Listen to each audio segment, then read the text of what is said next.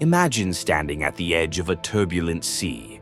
Waves crash violently against jagged rocks, each surge threatening to pull you into the depths. This sea is your emotional landscape, wild, untamed, and capable of swallowing you whole. Yet you remain on the shore, steady and unmoved, not because the waves cease their fury, but because you have learned to witness their power without surrendering your footing. This is mastery, not the absence of feeling, but the sovereignty over it. To become untouchable, you must cease being a prisoner to your own inner storms. You must become the lighthouse, not the shipwreck. Emotions are not your enemies. They are messengers, ancient, raw, and unrefined. They carry truths about your unmet needs, your unhealed wounds, and your deepest yearnings. But like fire, they can warm or consume.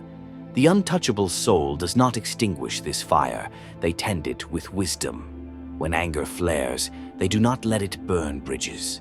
When grief descends, they do not let it drown hope. When fear whispers, they do not let it paralyze purpose. They listen, decode, and transform. This is the alchemy of the self, turning leaden reactions into golden responses. Consider the Stoics' discipline. Epictetus, born a slave, knew suffering intimately. Yet he taught, it is not events that disturb us, but our judgments about them. A harsh word from a colleague, a betrayal by a friend, a failure in your craft. These are external events. They are neutral until you assign them meaning.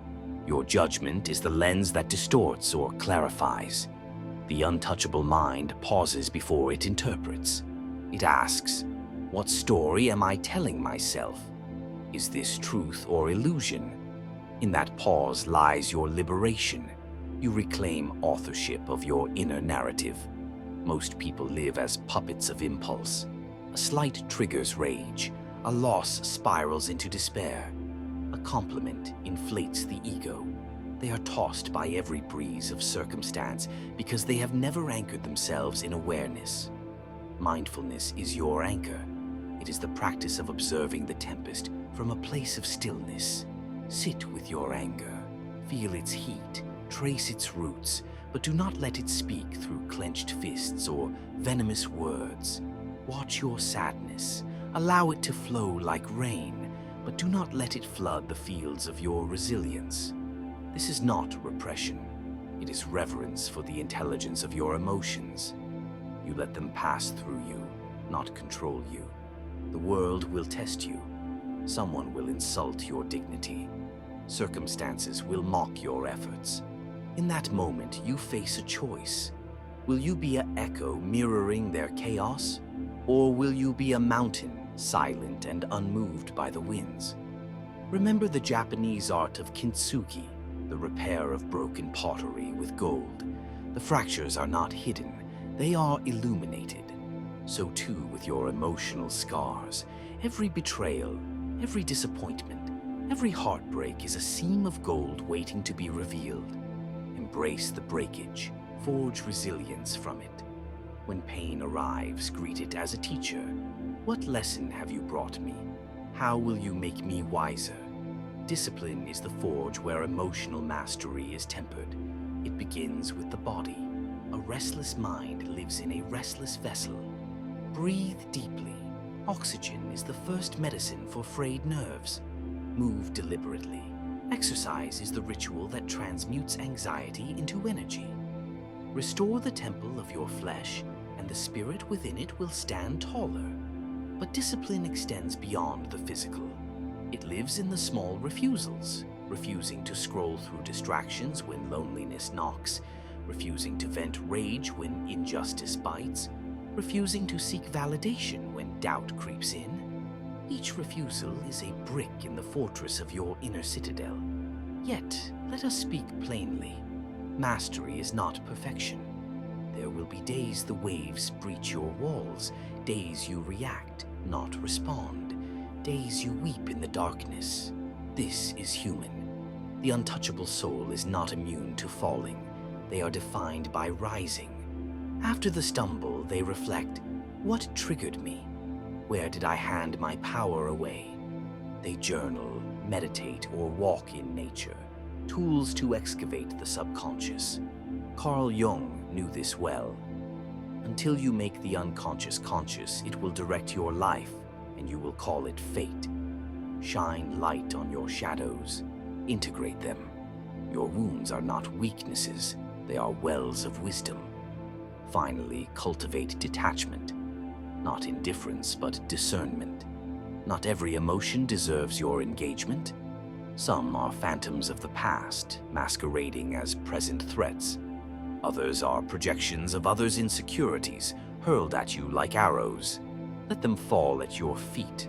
The untouchable soul knows what is theirs to carry and what is not. They protect their inner peace as a sacred garden, allowing only what nourishes to enter.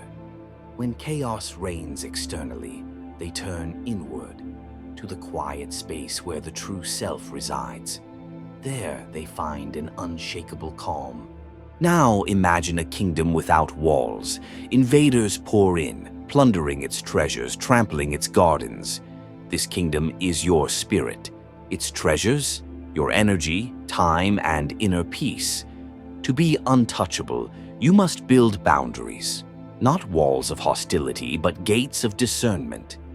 These are the non-negotiables that protect your sovereignty. Boundaries begin with self-respect. You teach others how to treat you by what you tolerate. Every time you swallow disrespect to keep the peace, you poison your soul. Every time you abandon your needs to appease another, you betray your worth. The untouchable declare, silently but firmly, this far and no further. Family, friends, lovers, no one is exempt. Love does not mean license. You can hold someone close while holding your ground. When demands encroach, you respond with grace. I cannot give you what you ask, but I offer what I can. If they rage or guilt you, let that reveal their intentions. Your duty is not to manage their reactions, but to honor your integrity. Learn the art of the gracious no. It is not harshness, it is honesty.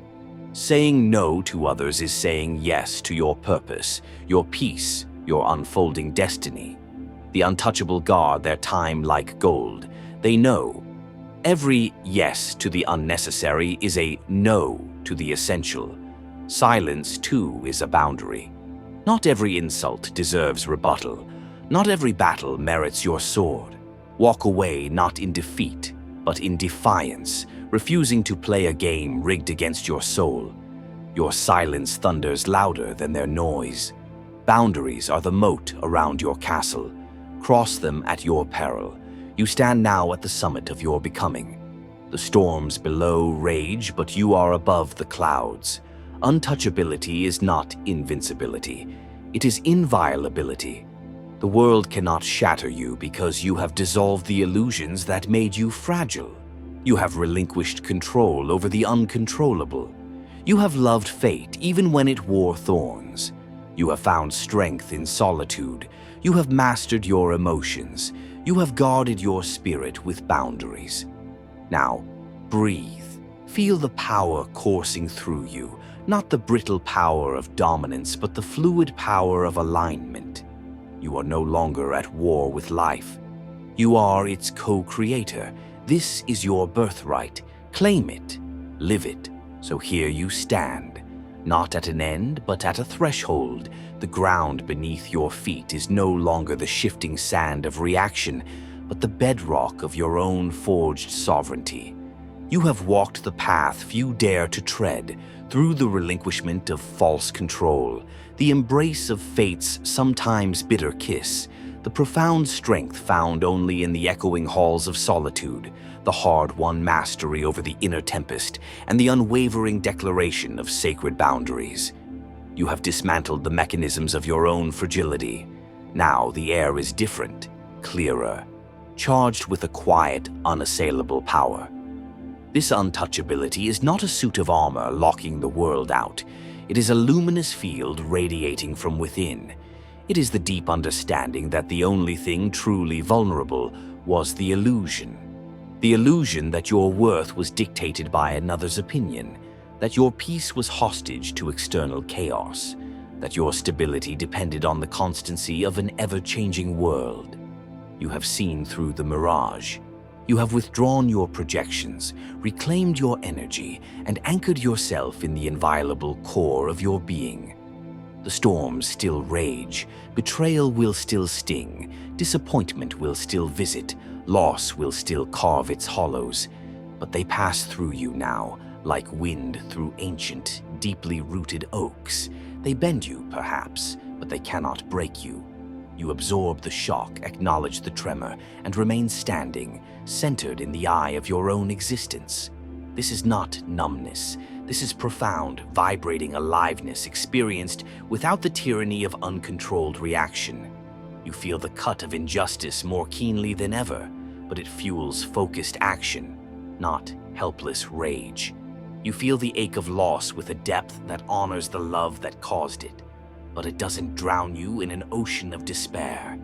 You feel the sting of disrespect, and it clarifies instantly where your boundary stands, allowing you to enforce it with calm precision, not wounded fury.